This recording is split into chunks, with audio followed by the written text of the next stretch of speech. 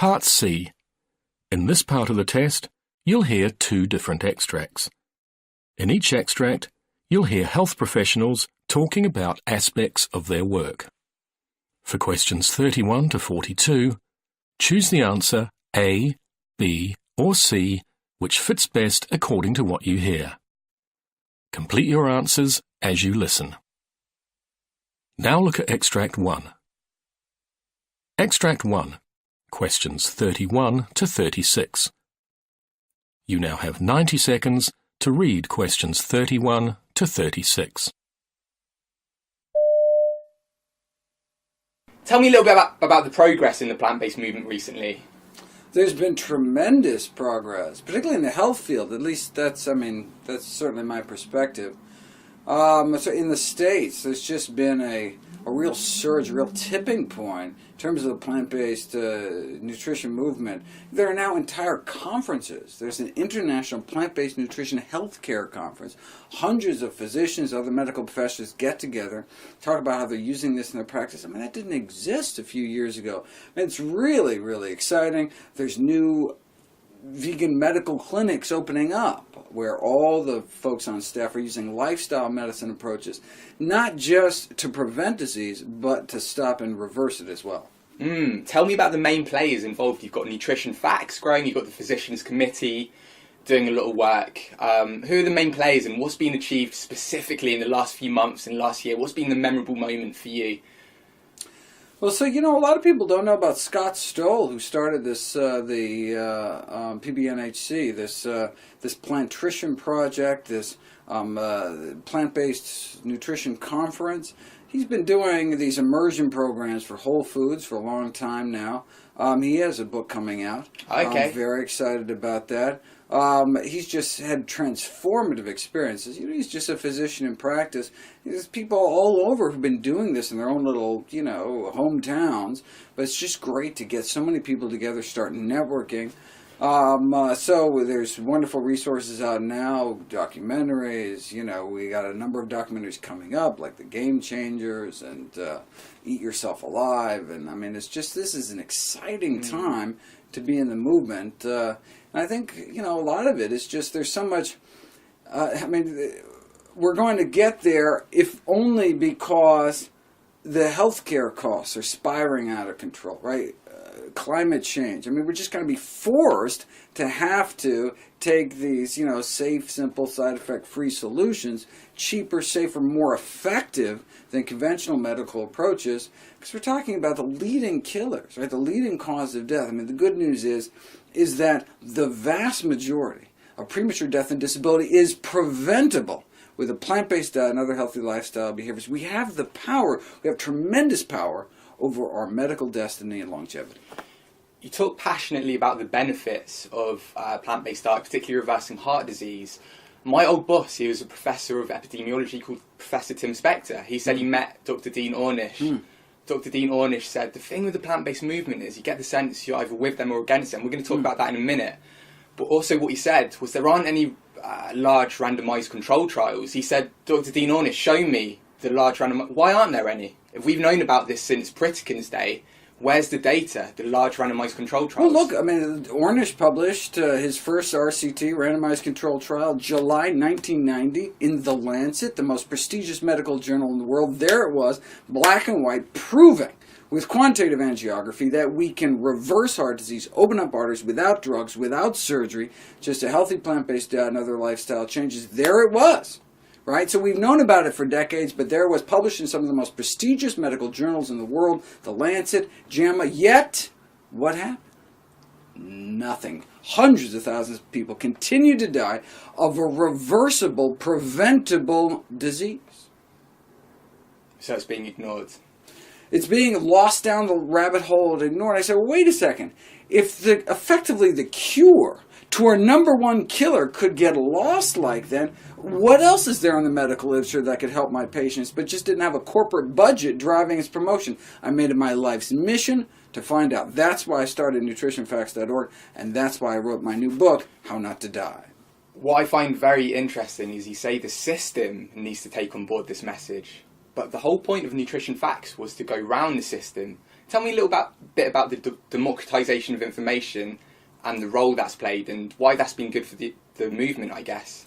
When I started out ignoring the general public and going straight, trying to train the trainers effectively, going around speaking at all the medical schools in the States to try to, get the next generation of doctors educated. But then I realized that's a slow way about it. We don't have time. People are dying now. I don't need to, for another 10 years for them to kind of slowly take over the medical system. People are dying now. We need to take this directly to the people. And thankfully, thanks to the internet age, we now have this democratization of information. Now everyone has access. Before, the doctors had a monopoly on information about health. And so, Big Pharma, the food industry, all they had to do is get to the doctors. The tobacco industry, as long as they could get the AMA on board by writing them checks for $10 million, and so they came out opposed to the Surgeon General's report against smoking in 1964. As long as they control the doctors, they control the health message. No longer. Now, people can get to the science directly, educate themselves, and we can't wait until society catches up to the science because it's a matter of life and death. USDA, I've read their mission is to expand markets for agricultural products. But at the same time, they're coming out with the dietary guidelines. Is that one of the challenges you have in the States? The USDA has an inherent conflict of interest. The U.S. Department of Agriculture, look, the same thing happened here in Great Britain. Right, there was the Ministry of Food and Forestry, right? And then the mad cow debacle came, and they basically dissolved the department, right? Put food safety in charge of, medical professionals in charge of food safety instead of agricultural professionals. Same conflict of interest exists in the States. U.S. Department of Agriculture has this dual mission to promote agricultural products. That's what they're there for. But also, we put them in charge of food safety, meat inspections, helping to come up with the nutrition guidelines. So when it comes to eat more messaging, the message is clear. Eat more fruits and vegetables. There it is, right there in black and white in the dietary guidelines. But what about eat less messaging? Then there's a conflict. So what do you get? Instead of eat less meat, eggs, dairy, junk, what do they say? Eat less saturated and trans fatty acids, things like that. Biochemical components, right? Because they don't want to mention foods because that's too politically unpalatable. But they'll mention vegetables, they'll mention fruit. Well, they'll mention fruits and vegetables because it's an eat more messaging. Yeah. Everybody's happy. Promote agricultural products and promote health. If they can do it without undermining the profit motive, they'd be happy to make the American public healthier. Can you just explain a little bit about how corrupt the medical industry is in the US? It's kind of related to what you talked about already. Well, there's a number of barriers for doctors. So you say, okay, we understand why some of the mainstream medical associations are sucking up to industry because they're being sponsored by Big Pharma, for example. But why aren't individual doctors speaking out? Well, there's a severe nutrition deficiency in doctors in education. We just weren't taught this in medical school, so we graduate without these powerful tools in our medical toolbox. We just weren't taught how to teach people to take better care of themselves, right? But of course, there's other barriers. There's lack of time, lack of reimbursement. Doctors aren't paid to tell people how to take better care of themselves. And also, there's much of medical education, both during medical school and postgraduate medical education, is paid for by the drug industry. I mean, the number one reason people go to their doctor in North America is what are called blood pressure checks. And they keep going to get their blood pressure checks so they can tweak the blood pressure medications. And so that's a boon not only to Big Pharma, which sell these chronic disease drugs that people take every single day for the rest of their lives because they're not actually treating the cause of their disease, right? Because they're not actually changing their diet. So they need to be treated every day for the rest of their life. So it's the boon to the Big Pharma, but also that's where the doctor's getting their next BMW from and sending their kids to college. I mean, it's the bread and butter of the GPs, of the primary care docs, is these blood pressure checks, which wouldn't be necessary if they didn't have high blood pressure. The number one killer risk factor in the world, 9 million people dying of high blood pressure, a disease that need not occur if people ate plant-based diet, something we've known since the 1920s. Now look at Extract 2. Extract 2, questions 37 to 42. You now have 90 seconds to read questions 37 to 42.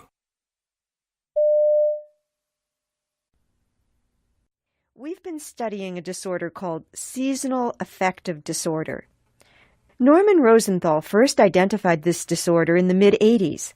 The theory is that a decrease in light during the long winter months may be responsible for triggering a chemical imbalance that in turn may cause depression among those people with a predisposition to depression.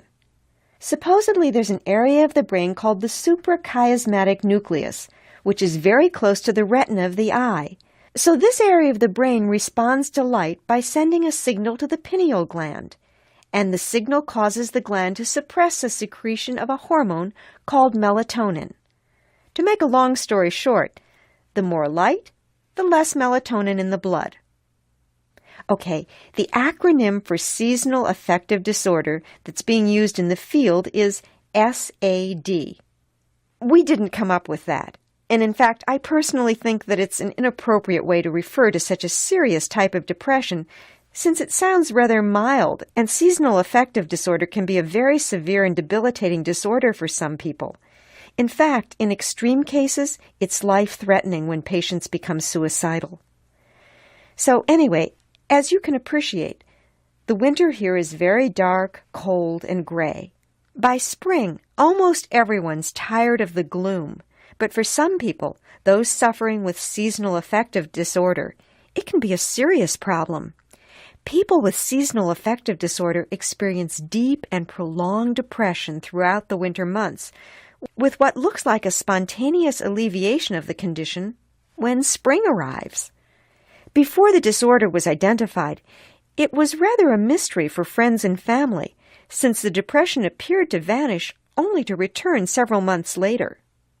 Now, although previous research isn't conclusive, we do know that younger people, especially younger women, these women are at a higher risk for developing the disorder and for being affected by it in a more severe form. If I recall, about 75% of those affected are women, with a typical age of onset about 30 years old. Other factors that contribute to the problem, apart from the long dark days, of course, these factors include heredity and stress. What are the symptoms? Well, the usual spectrum of problems associated with depression: anxiety, lack of concentration, a tendency to sleep more and eat more, cravings for food with a high sugar content. This may be accompanied by weight gain. On the other hand, some people actually lose their appetites and tend to lose a significant amount of weight. We also see lower energy levels, and for some people, a dull headache may accompany the problem.